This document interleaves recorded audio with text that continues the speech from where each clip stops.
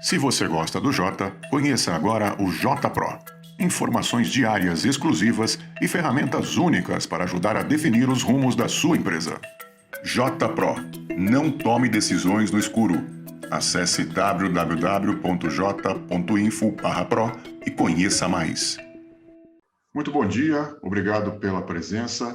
Eu sou o Fábio Zambelli, analista-chefe do Jota em São Paulo. A Casa Jota Online recebe hoje o deputado Celso Sabino, do PSDB do Pará, relator da segunda fase da reforma tributária na Câmara. Para esse evento, contaremos com a participação especial da Raquel Alves, editora de Congresso Nacional.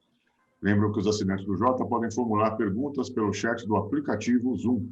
O deputado Celso Sabino é administrador de empresas, advogado, pós-graduado em gestão financeira, doutor em ciências jurídicas, é auditor fiscal, foi secretário de Estado no Pará, deputado estadual e exerce seu primeiro mandato na Câmara dos Deputados. Recebeu do presidente Arthur Lira a missão de relatar a chamada segunda fase da reforma tributária. Agradeço muito ao deputado pela presença, pela atenção dos assinantes do Jota. Deputado, a proposta enviada pelo governo na última sexta-feira da semana passada, ela vem sendo muito criticada em diversos setores da economia, por tributaristas, por parte do empresariado. Foi a primeira vez que eu me recorde que um texto de reforma, em tese uma agenda liberal e que agrada o mercado, derrubou ali a Bolsa de Valores na sexta-feira passada. O senhor já deve estar lidando com esses questionamentos no seu dia a dia. Eu pergunto ao senhor, é possível tratar um tema tão complexo, direto em plenário, sem que exista uma comissão com audiências públicas, um amplo debate? E como o senhor reage a essas análises recorrentes de que o texto acaba penalizando quem investe, quem ajuda o PIB a crescer e quem gera emprego num momento tão crítico de crise sanitária e econômica? Muito bom dia. Bom dia a todos aí do programa aqui do Jota. É uma satisfação poder estar falando com vocês, Jota, Raquel, e a todos os ouvintes nessa manhã de sexta-feira. A reforma tributária é uma medida que há muitos anos é aguardada no nosso país. Já a proposta da PEC 45, da PEC 110, ela já vem sendo discutida há alguns anos na Câmara dos Deputados, também no Senado Federal. O Brasil aguarda por uma melhoria no seu ambiente de negócios. Nós vínhamos num ritmo de crescimento muito bom, num ritmo de desenvolvimento bom, quando do início da pandemia, que afetou os mercados no mundo inteiro. Agora, com a perspectiva de vacinação de toda a população brasileira até o fim desse ano de 2021, a perspectiva do mercado, do governo, de todos, de que nós possamos retomar a economia de onde paramos, agora com ânimo a mais. E esperamos que o Brasil tenha um crescimento como nunca antes teve na sua história.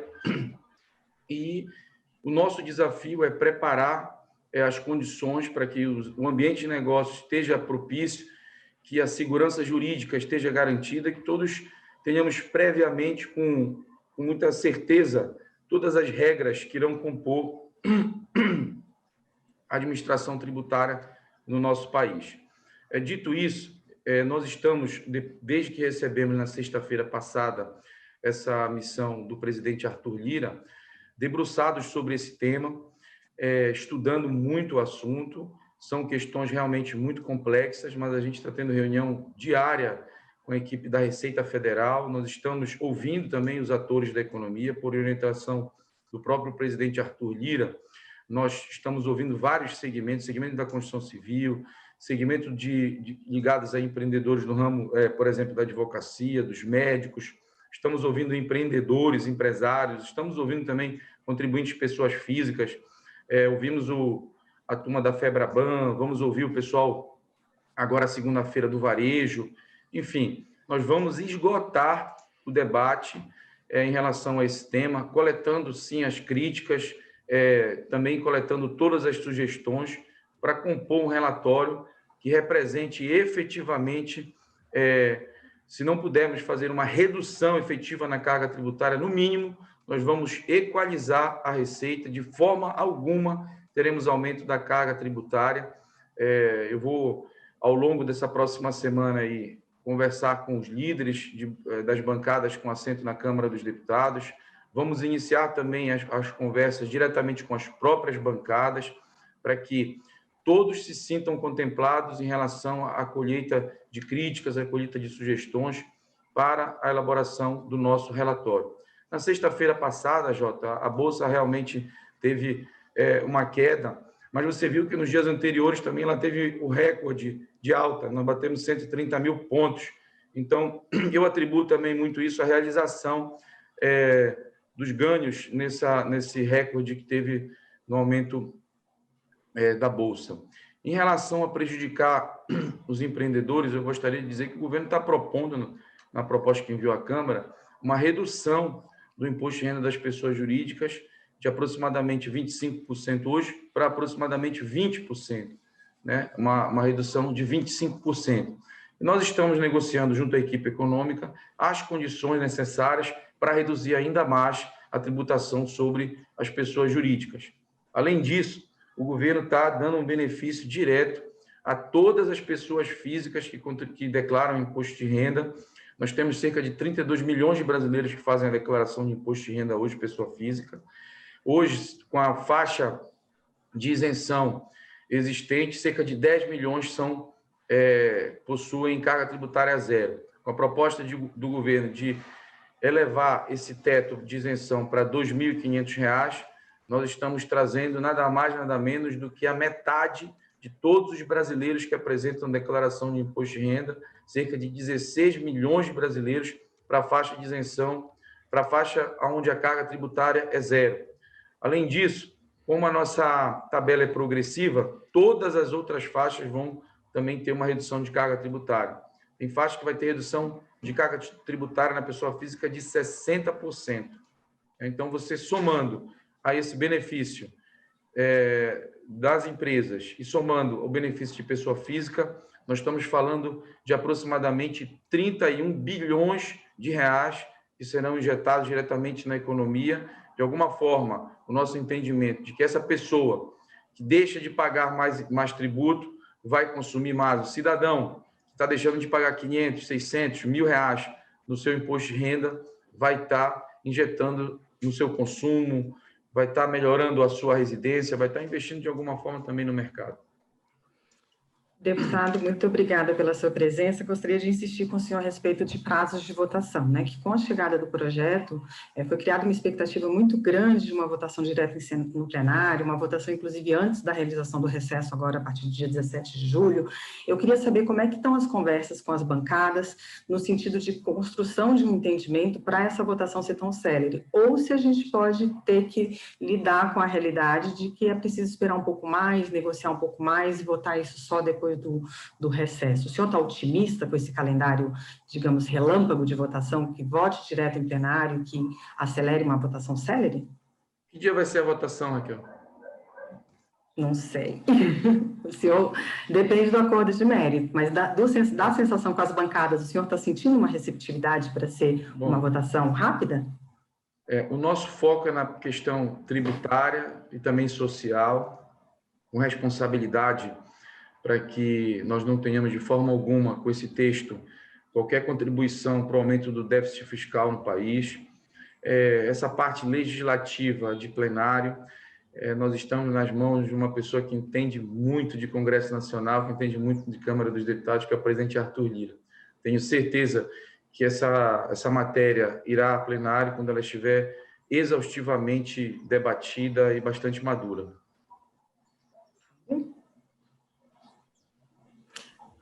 Correto, deputado. Tem muitas perguntas, o senhor deve estar já habituado a recebê-las durante a semana, mas eu queria tratar com o senhor das possíveis mudanças, possíveis ajustes que podem ser feitos nesse texto. Tem a possibilidade, por exemplo, de reduzir aquela alíquota de 20% que foi proposta para a tributação de lucros e dividendos? Acho que essa é a principal pergunta, né? E também a diminuição do adicional de 10% no imposto de renda da pessoa jurídica. Muita gente avalia que esses seriam ajustes que facilitariam a tramitação do texto. O senhor concorda? Fábio, concordo. Só que todos nós devemos ter responsabilidade com o nosso país. Ninguém quer investir em um país onde haja uma incerteza sobre a sua estabilidade, sobre a sua austeridade. Nós estamos com déficit fiscal previsto para esse ano, repito, na casa de 180 bilhões de reais. E ninguém quer estar num lugar onde você não fecha as contas. Então, acredito que a previsibilidade é extremamente necessária. A questão do ajuste da alíquota, sim, é possível, e nós estamos discutindo todas as formas possíveis com o governo para torrar essa gordura em tudo que pudesse ser benéfico, que não onerará demais nenhum setor da nossa economia. Hoje você tem uma faixa aí de 20 mil pessoas mais ricas no país, que recebem cerca de 230 bilhões por ano de dividendo e não pagam nada sobre a distribuição desse dividendo. Por contrapartida, você tem trabalhadores aí que pagam 27,5%, 15%, 7,5% sobre o imposto sobre a sua renda. Então, o que nós estamos buscando, além da simplificação, da uniformidade, promover também uma justiça fiscal, fazendo com que aqueles que têm uma capacidade contributiva inferior possam efetivamente pagar menos tributo e aqueles que podem contribuir mais possam também efetivamente ajudar um pouco mais e, de alguma forma, manter sempre equilibrada as contas, neutralizando a arrecadação, repito, com aumento de carga tributária zero.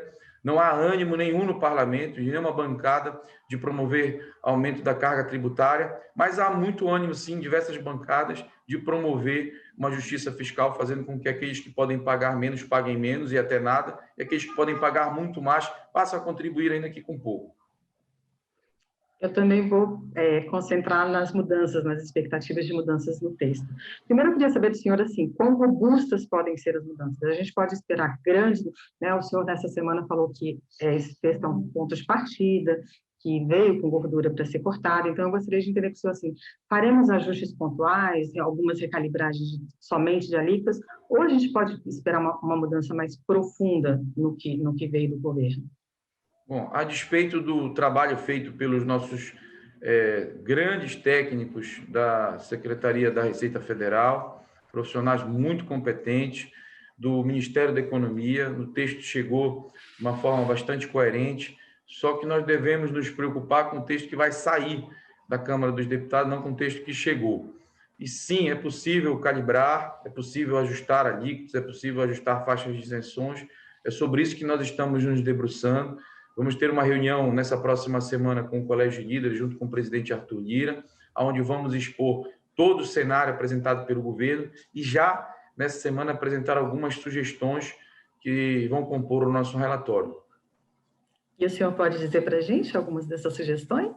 Bom, nós estamos trabalhando muito nessa questão de melhorar ainda mais essa bondade com as empresas de uma forma linear. O governo apresentou uma faixa de 25% para 20%, a tributação sobre as empresas, pessoas jurídicas, de uma forma linear para todas as empresas. Nós estamos estudando uma possibilidade de melhorar ainda mais a redução dessa carga tributária sobre todas as empresas. Para isso, volto a repetir, muita gente questiona, poxa, mas vamos pagar lucros e dividendos? Quero dizer que nós precisamos encontrar uma forma de equalizar as contas. E a forma que o governo apresentou é essa. Realmente é uma tributação que não existe no Brasil há cerca de 25 anos e a quase totalidade dos países desenvolvidos no mundo e os que estão em desenvolvimento aplicam a cobrança, aplicam uma tributação sobre a distribuição de lucros e dividendos. Então, nós precisamos receber essas críticas, mas ter a maturidade necessária para saber que a responsabilidade fiscal nos impõe equalizar a arrecadação. Correto. Deputado, tem muitas perguntas que têm chegado dos nossos assinantes sobre os setores que foram mais atingidos durante a pandemia e que, na avaliação de alguns assinantes nossos, esses setores também estariam sendo impactados pelas mudanças na tributação, o que, na verdade, seria um desestímulo ali ao empreendedorismo, ao setor imobiliário especificamente. Como é que o senhor avalia esses setores específicos? Tem a possibilidade de se fazer um regime especial para algum desses setores ou isso não está em cogitação? O setor mais atingido, Fábio e Raquel, vocês vão concordar comigo, durante a pandemia, é o cidadão. Pessoa que mora nas nossas cidades, nos nossos grandes centros urbanos.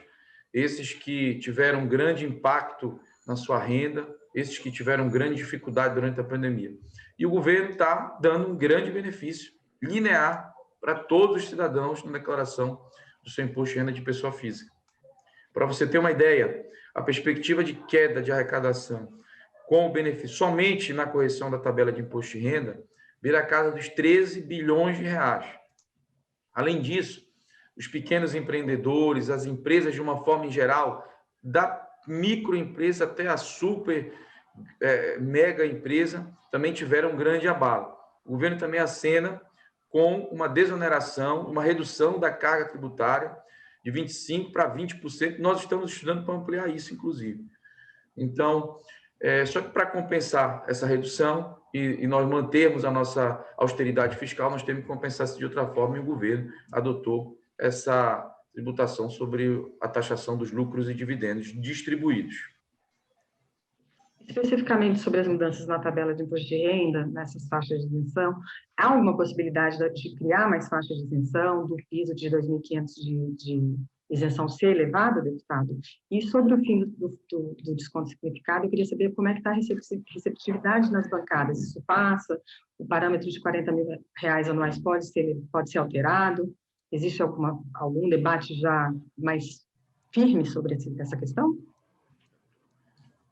A primeira pergunta foi sobre... Desculpa. Sobre as faixas de isenção. Se nós podemos criar mais faixas de isenção ou elevar o piso de 2.500, já existe alguma coisa nesse sentido? Tudo pode ser alterado, né? Nós estamos elaborando o texto, estamos discutindo exaustivamente, ouvindo a equipe econômica e ouvindo também o mercado, né?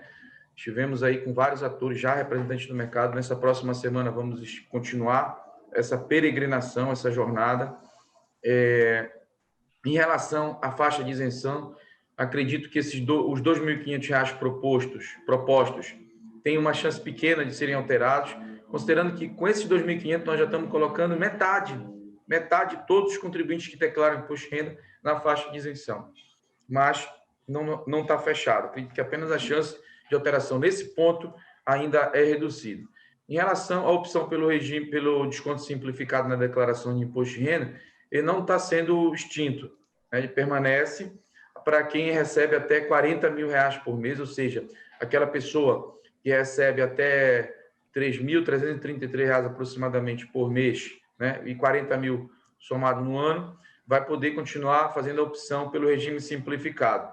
Os que recebem além disso, o governo entende que quem recebe além disso já começa a ter mais gastos também com despesas médicas, com despesas de instrução e outras despesas que podem ser dedutíveis do imposto de renda. Todas essas despesas permanecem, não está sendo retirado no texto apresentado pelo governo, nenhum direito, nenhuma possibilidade de dedução do imposto de renda por despesa médica, por instrução, absolutamente por nada. Permanece da mesma forma. Deputado, tem algumas perguntas específicas que estão chegando aqui. Uma delas foi muito recorrente durante a semana e fala sobre o patrimônio de afetação, né? O senhor falou de segurança jurídica e a introdução desse patrimônio de afetação, ele deu segurança jurídica para a compra de imóveis pelas famílias e esse novo texto, ele elimina, né, o regime especial de tributação na sociedade de propósito específico que dão lastro a esse patrimônio de afetação. Qual a avaliação do senhor? O que pode ser feito para restabelecer a segurança jurídica para esses compradores e proteger ali milhões de empregos que são gerados pela construção civil? Bom, na verdade, as pessoas que possuem, vamos dar um exemplo aí de alguns fundos exclusivos que existem, são compostos por famílias bilionárias no nosso país, que adotaram esse planejamento fiscal alguns anos atrás, com o intuito de pagar nada ou muito pouco tributo. E quando a gente está buscando aqui, efetivamente, uma justiça fiscal, nós precisamos trazer essas pessoas para passar a contribuir, ainda que com pouco, mas que possam começar a contribuir com o nosso sistema, para que os outros que são menores possam pagar menos. Ainda que com uma alíquota bem pequena, que essas pessoas venham a passar a contribuir, o volume é muito grande. Por isso, a gente tem condições de beneficiar muito mais brasileiros, milhões de brasileiros, com o início dessa nova tributação. Desculpa. Deputado, eu queria perguntar especificamente sobre a questão de tributação sobre fundos. Há alguma possibilidade de ser feito algum tipo de escalonamento ou 15%? Essa é uma decisão, não vai mudar? Essa é motivo de um amplo debate que nós estamos fazendo aí com a equipe que promove os cálculos na Secretaria da Receita Federal, para tentarmos encontrar uma forma de retirar ou então escalonar essa tributação para que ela não tenha um impacto imediato muito grande. Correto. Deputado, tem casos de Primeira mão, hein, Raquel? Primeira mão, hein, Raquel? É o furo. Deputado, no caso dos profissionais liberais, e assim, o público aqui nosso do Jota envolve muitos advogados, né, médicos, o lucro da pessoa jurídica, sob a forma de sociedade simples, se confunde com a renda do próprio trabalho intelectual. Como o senhor enxerga essa diferença em relação às demais empresas? Na verdade, houve nos últimos anos um movimento de pejotização muito grande para cumprir uma função de um planejamento tributário e para que essas pessoas pudessem pagar menos tributo. Na verdade, você não pode nunca, e esses advogados também têm o conhecimento tributário, e mesmo civil, misturar a pessoa jurídica com a pessoa física, o que acaba na prática ocorrendo especificamente nessas atividades que você falou, Fábio. Porém, volto a repetir, a distribuição dos lucros e dividendos só não é tributado praticamente no Brasil. Nós precisamos tributar para que a gente possa dar, com a tributação dos lucros e dividendos, um benefício linear para todas as empresas e para todas as pessoas físicas. Estamos começando, inclusive, muita gente questiona essa alíquota de 20%, mas eu tenho aqui a tabela dos países que são desenvolvidos e dos que estão em desenvolvimento, dos membros da OCDE, por exemplo, e essa tabela que está sendo proposta essa alíquota é uma das mais baixas que existem hoje. Agora, ainda assim, na proposta do governo, existe uma faixa de isenção para os lucros e dividendos que forem distribuídos por micro e pequenas empresas até R$20 mil por mês, ou seja, até R$240 mil por mês, por ano. Perfeito.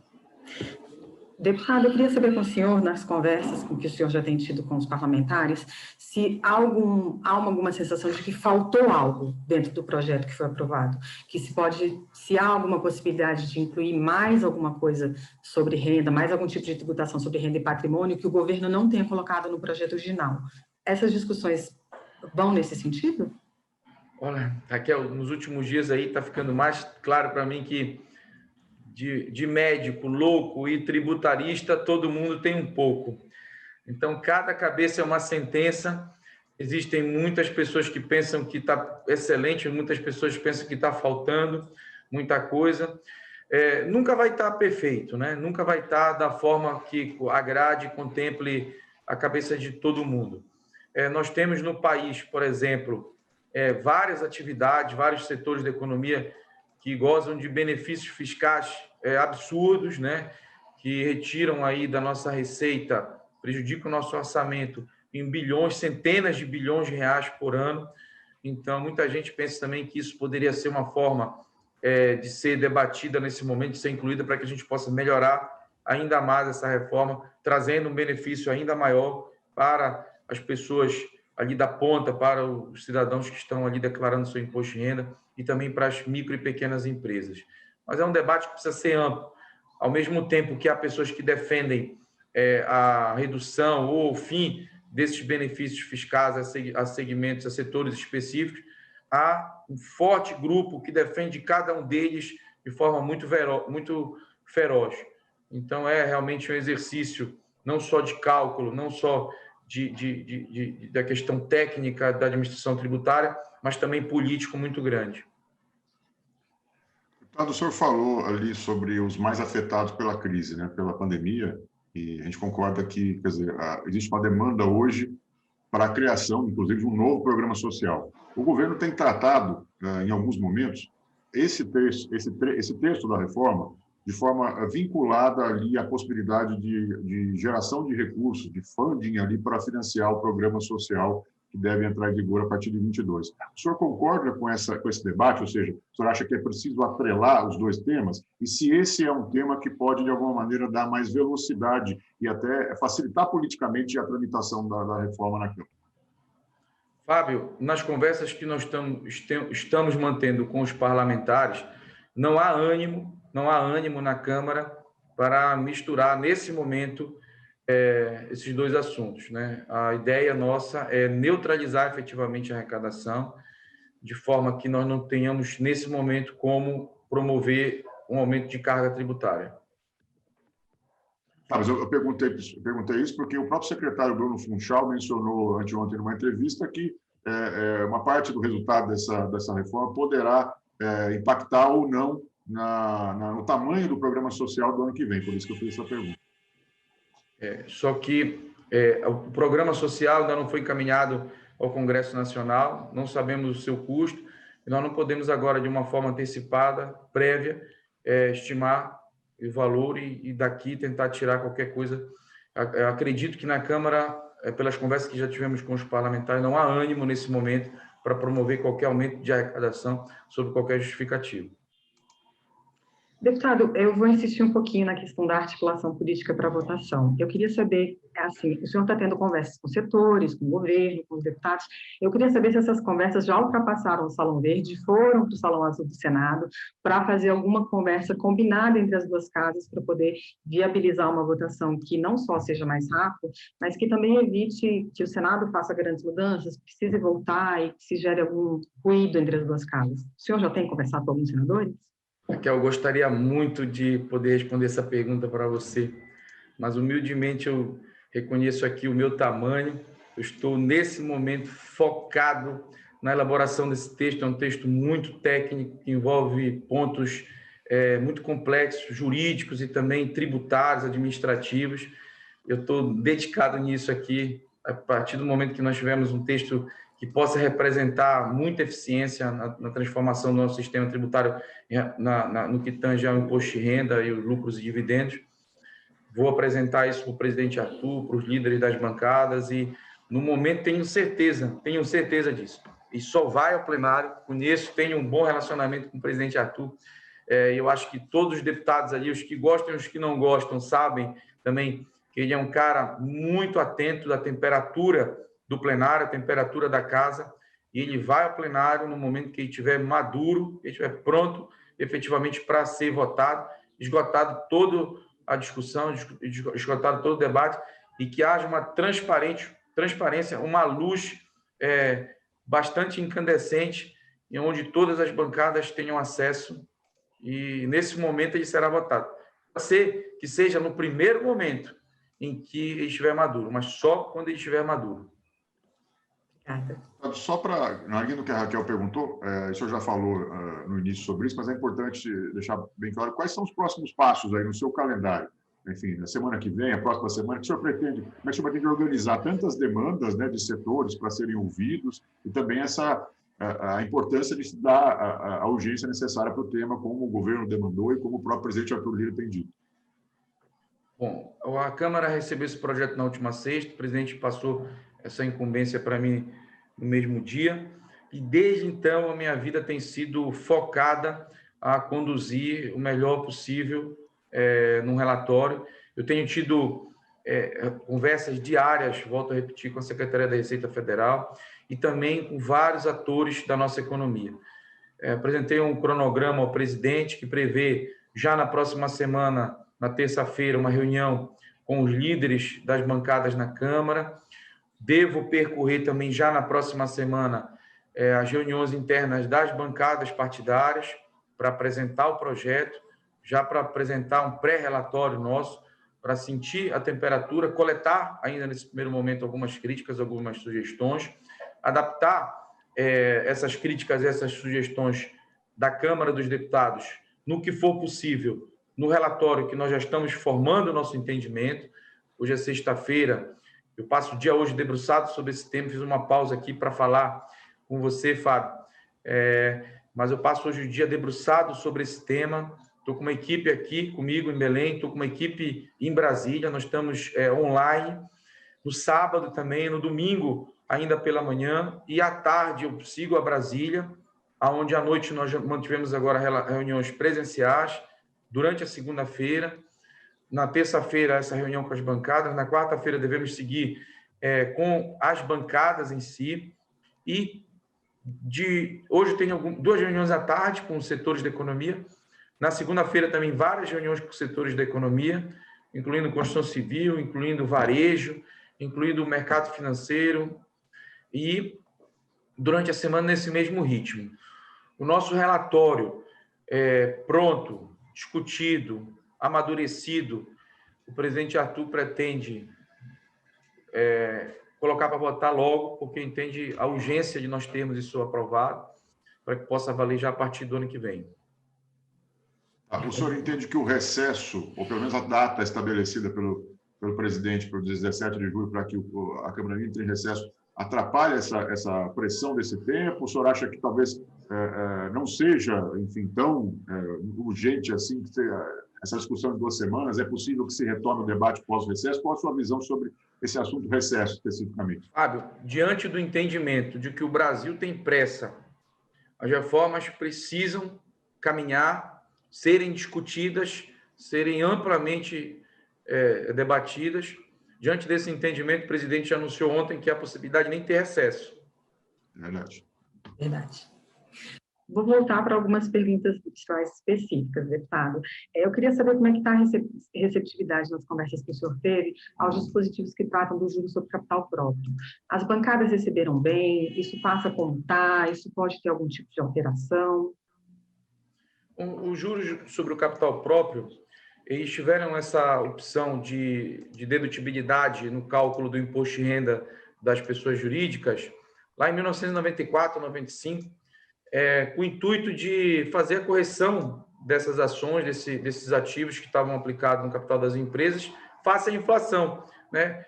No início do Plano Real, com o intuito de conter ali a possível o recrudescimento da inflação, foi lançado aí esse benefício, o fim da dedutibilidade, né? Os juros sobre o capital próprio continuam existindo, é um mecanismo de mercado, mas a proposta do governo prevê o fim da dedutibilidade do juros sobre o capital próprio pago aos acionistas do cálculo do imposto de renda das empresas. Acredito que esse estudo perdeu até a sua finalidade, com hoje a nossa inflação, graças a Deus, ela a duras penas aí, mas ela se mantém estável. Então, eu não vejo nenhuma dificuldade, não. Eu tive conversando com alguns segmentos econômicos que colocaram preocupação, especialmente da questão de bancos, né? Demonstraram preocupação em relação a essa questão, mas eu apresentei os cálculos que nós temos feito junto com o corpo técnico do Ministério da Economia, da Secretaria da Receita Federal, e eles tiveram uma grata surpresa, porque, na verdade, eles estavam não tendo aquele prejuízo grande que eles estavam achando que iam ter. Saíram da reunião mais satisfeitos do que chegaram, né? Ficaram de retornar para recalcular para ver se os nossos cálculos estavam certos mesmo e os deles estavam errados. Mas vamos ter na segunda-feira uma nova reunião e a gente vai esgotar todo o entendimento. Quero trazer, inclusive, todos e cada um deles para a defesa desse nosso relatório quando estiver pronto, porque tenho certeza que, no que depender da Câmara dos Deputados, será uma reforma no imposto de renda muito justa. Deputado, tem uma pergunta aqui que também foi recorrente durante a semana, que é se existe nessas conversas que o senhor teve com a equipe econômica, se já existe ali algum cálculo sobre a expectativa de ganho com a restrição do modelo simplificado do imposto de renda da pessoa física. Sim, claro, existe sim um ganho. O governo não pretende eliminar a possibilidade da opção pela dedução simplificada, pretende apenas restringir. O que já era benéfico apenas para quem tinha uma renda abaixo de 80 mil por ano, passa agora a ser possível apenas para quem tem uma renda abaixo de 40 mil por ano, né? E todas as outras pessoas, inclusive a este que recebe menos de 40 mil por ano, continuam, por exemplo, com aquela dedutibilidade simplificada por dependente, por filho. Continuam também com a possibilidade de apresentar todos os seus comprovantes de despesas médicas, de despesas de instrução, e vê-los abatidos da mesma forma. Isso não está sendo mexido. Deputado, eu queria perguntar para o senhor especificamente, há muita expectativa de que esse primeiro projeto, né, do imposto de renda, ao ser votado, ele vai dar o start das votações de reforma tributária. Eu sei que o senhor é relator somente desse projeto, não é relator das outras matérias. Mas eu queria perguntar para o senhor como é que está o ambiente, se o senhor vê mesmo o ambiente dessa votação, dá esse start no processo, ou se há algum risco de os outros projetos infraconstitucionais que já estão em discussão acabarem numa velocidade muito mais lenta e a gente acabar promovendo só as mudanças do imposto de renda. Teremos uma reforma mais robusta ou o senhor está sentindo um ambiente mais favorável a esse projeto e que coloque em risco todo o conjunto da reforma? De forma alguma. Raquel, há 20 anos eu estudo esse tema. Ainda continuo estudando, ainda sou aluno, né? Eu o curso de pós-doutorado na Faculdade de Direito da Universidade de Lisboa. Então, há 20 anos que eu estudo esse assunto, há 20 anos a gente aguarda uma reforma concisa, uma reforma factível no nosso mecanismo, no nosso sistema de administração tributária no país. Há alguns anos atrás, na nossa história mais contemporânea, a gente vem discutindo uma possibilidade de uma reforma macro, uma reforma que possa envolver unicamente todos os tributos. Existem os que defendem o imposto único, existem os que defendem um tributo também único sobre o consumo, redução da carga tributária sobre o consumo e aumento da carga tributária sobre a renda, como mecanismo de promoção de maior justiça fiscal, facilitando o consumo e fazendo com que quem ganha mais possa pagar mais tributo. Só que eu mesmo defendia uma grande reforma tributária, uma forma mais uniformizada. Porém, com a distribuição feita pelos presidentes das casas legislativas, deputado Arthur Lira e senador Rodrigo Pacheco, eu passei a ter esse entendimento realmente de que eles tomaram a decisão acertada, né? De que a divisão dos itens representaria não só maior facilidade do debate, maior facilidade do entendimento, da discussão, como também maior facilidade para o andamento e para a aprovação disso. Eu acredito que esse tema do imposto de renda, apesar de estar recebendo aí algumas críticas, quando eu converso com as pessoas que estão fazendo essas críticas, elas têm mudado o seu entendimento em grande parte sobre o projeto, tranquilizando sobre as possibilidades do nosso relatório sem o antecipá-lo ainda. Então, eu acho, inclusive, que essa proposta, sendo a primeira a ser discutida, a ser exaustivamente debatida e votada no plenário da Câmara dos Deputados, sem dúvida nenhuma, ela vai abrir as portas para a votação das outras matérias. Deputado, tem muitas perguntas aqui de assinantes querendo saber sobre se o projeto será tratado com regime de urgência. Aí eu tenho que discutir isso com o presidente Arthur Lira. Eu estou focado no texto, no relatório. Tá. Deputado, só mais uma questão aqui rapidamente. A gente já está caminhando para o final, só tem uma agenda, como o senhor mesmo mencionou, aí, bastante atribulada nos próximos dias, e até agradeço pela deferência de falar com a gente. O senhor mesmo mencionou que estuda o tema tributário aí há 20 anos e que é uma questão que não é dessa legislatura, é uma questão já estrutural no país, esse emaranhado tributário e as tentativas de simplificá-lo ou de torná-lo mais factível para empresas, para pessoas físicas, enfim, para a produção. Dentro desse contexto, vindo um texto bastante complexo para uma discussão num tempo bastante curto, como é o que a gente está prevendo.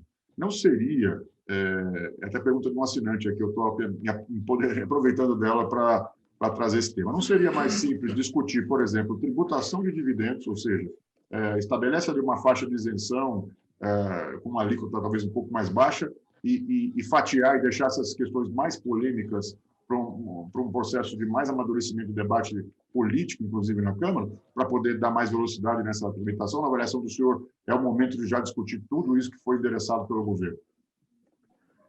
Jota, no momento que a gente traz essa injeção de recurso direto na economia, dando esse benefício direto para todos os contribuintes de pessoa física, beneficiando também linearmente todas as empresas com a redução da alíquota do imposto de renda.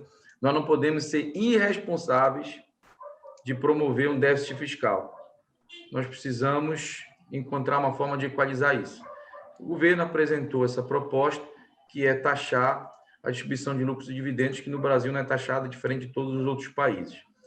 E nós estamos discutindo se esse mecanismo é efetivamente o mais adequado na elaboração do nosso texto.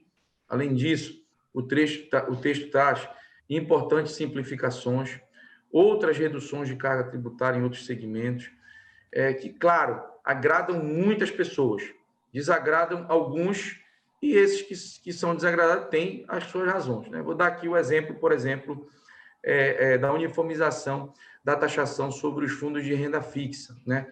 Hoje, o investidor em fundo de renda fixa, ele tem uma alíquota que varia de 15% a 22,5%. O que determina a alíquota que vai ser aplicada no rendimento deste investimento em renda fixa? Todos sabem que é o prazo do investimento, né? Quanto menor o prazo, maior a alíquota. Quanto maior o prazo, menor a alíquota. Então, um investidor em renda fixa que deixa ali o investimento em 30 dias, ele vai pagar 22,5% sobre o seu rendimento. Um investidor em renda fixa que deixa o seu investimento acima de 720 dias, né, ou seja, 2 anos, mais de 2 anos, a alíquota cai para 15%. Eu pergunto a vocês, quem tem mais poder aquisitivo? Quem tem mais capacidade contributiva?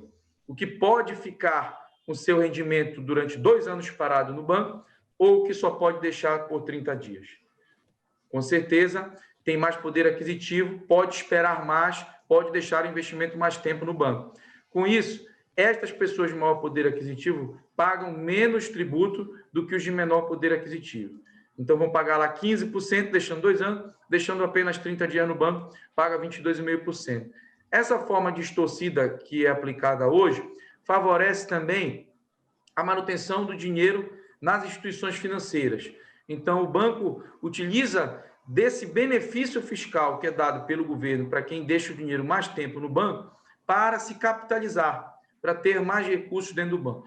Então, essa medida pode agradar milhares e milhares de brasileiros, mas vai desagradar alguns. Então, o que o governo está propondo? Equiparar a alíquota em 15%. Então, ou seja, na renda fixa, se você deixar 30 dias, se você deixar 2 anos ou 10 anos, vai pagar os mesmos 15%, seja você pequeno investidor, seja você um grande investidor. Então, nós estamos trazendo essa inovação de uniformização e de justiça fiscal também. Além disso, por exemplo, nos investimentos em ações. Hoje, você não pode compensar investimentos que são em modalidade diferente no mercado de ações. Se você tem um investimento, um ganho, por exemplo, no balcão com a compra e venda de ações no período de 30 dias, e você tem um prejuízo, por exemplo, numa operação de day trade, você não pode compensar o prejuízo que teve aqui com o ganho que teve lá.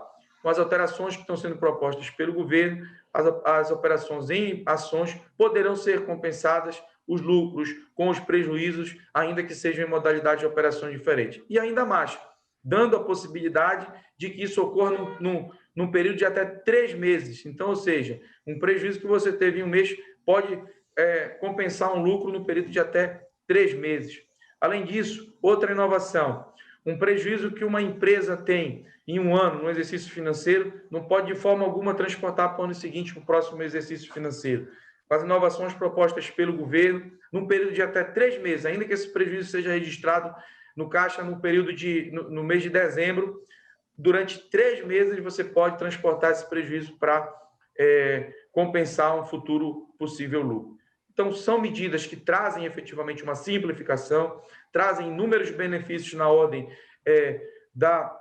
das obrigações acessórias e promovem hoje uma justiça fiscal no sentido de que faz efetivamente com que os que ganham pouco paguem menos ou nada e os que ganhem muito e não pagam nada passem a contribuir ainda que com pouco para que a gente possa fazer essa reforma. É claro que vai ter a grita, Fábio, principalmente desses caras que estão aqui no último andar, mas A gente não está recebendo nada absurdo do governo.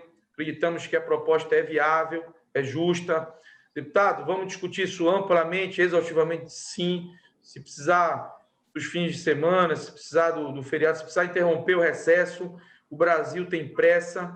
Eu acho que nós precisamos avançar com as reformas tributárias, com as reformas políticas, enfim, nós temos que fazer o Brasil dar certo, nós temos que entregar para o mercado um ambiente de negócios para que esse pós-pandemia que se aproxima agora com o fim do ano, todo mundo vacinado, represente segurança jurídica, represente estabilidade fiscal e orçamentária e possa trazer investimentos para o país, possa fomentar a entrada de recursos no nosso país, e o nosso país, se Deus quiser, vai, a partir do ano que vem, gerar muito emprego, gerar muita renda, nós vamos viver um outro momento da nossa economia.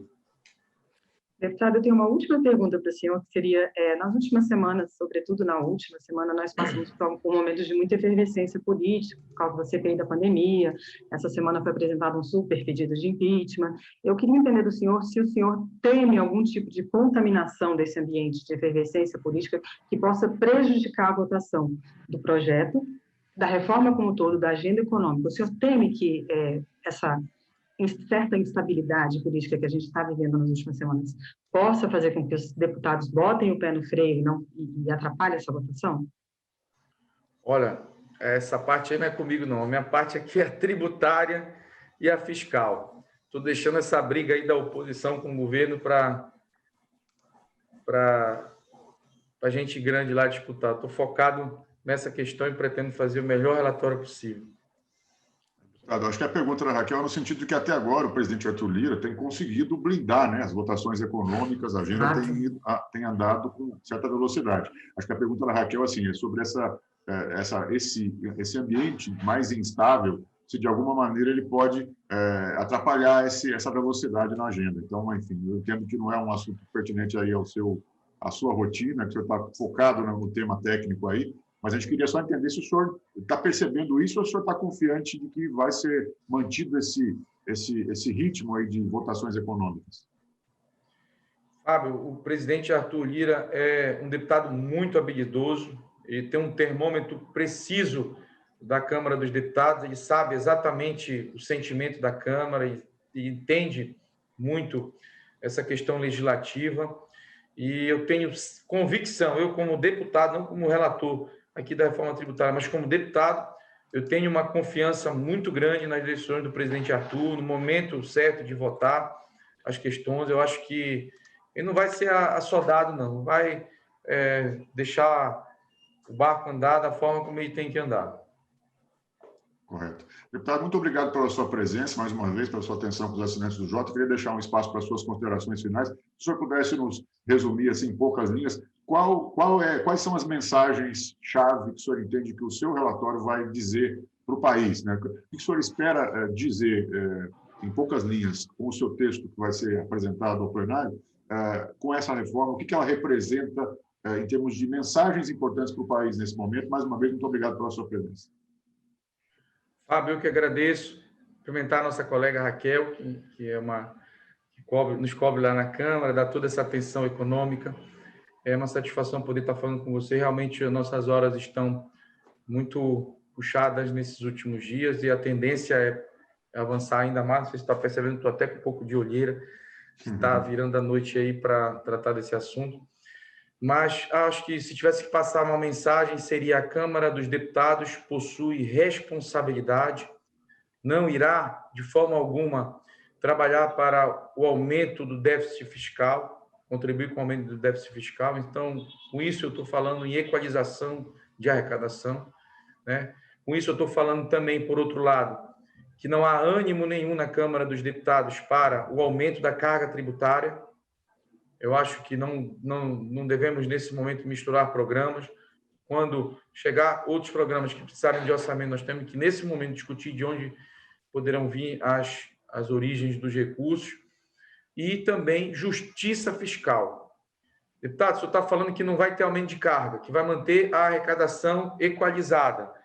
Então, de que vai servir essa reforma tributária no imposto de renda? Não é verdade? Não vai ter aumento de carga. A balança vai continuar equilibrada. que vai servir essa reforma tributária? Exatamente para promover uma justiça fiscal, fazendo com que aqueles que podem pagar menos paguem nada ou menos, e fazendo com que aqueles que têm uma capacidade contributiva maior possam pagar um pouquinho mais proporcionalmente, percentualmente do que hoje pagam, que muitos não pagam inclusive nada, para ajudar nessa promoção de justiça fiscal. Está tendo uma grita muito grande. Claro, lógico que vai ter, né? Vamos supor que o Fábio Zambelli tem uma receita aí de lucros e dividendos aí de R$1 bilhão por mês, e muita gente aí dentro dessa linha que eu falei tem, por ano, perdão, e hoje não paga nada, Raquel. E o governo chega para ele, olha, você vai ter que contribuir, aí vai ficar louco, né? Então, dificilmente não vai ter gente que vai gritar. Mas a ideia é de justiça fiscal, fazer com que aqueles que pagam, que têm possibilidade de pagar muito e hoje não pagam nada, ou pagam bem pouco, passem a contribuir ainda com um pouquinho percentual e os outros possam pagar menos. O governo está propondo uma forma muito sensata, a redução também da alíquota das pessoas jurídicas, de forma linear, né? E nós estamos discutindo para melhorar ainda mais isso. Deputado, muito obrigado. A Casa J Online recebeu hoje o deputado Celso Sabino, do PSDB do Pará, relator da segunda fase da reforma tributária. Queria também agradecer a participação especial da Raquel Alves, nossa editora de Congresso Nacional, e agradecer a todos os assinantes, convidados e convidadas que participaram. Lembro que algumas questões que foram formuladas não puderam ser respondidas pelo nosso curto espaço de tempo, mas eu me comprometo a enviar aí para a equipe do deputado, caso seja possível, se ele puder responder posteriormente, a gente agradece. E desejo desde já um bom final de semana a todos e todas. Se você gosta do Jota, conheça agora o Jota Pro. Informações diárias exclusivas e ferramentas únicas para ajudar a definir os rumos da sua empresa.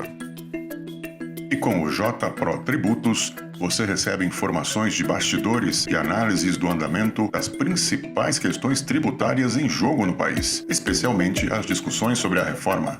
Você também tem acesso exclusivo aos resultados dos julgamentos do CARF, do STJ e do STF no mesmo dia em que acontecem. E mais, os algoritmos da ferramenta CARF Previsível permitirão saber quem tem mais chance de vitória nas disputas da casa. São informações que podem valer milhões de reais para a sua empresa a um clique de distância. Jota Pro. Não tome decisões no escuro.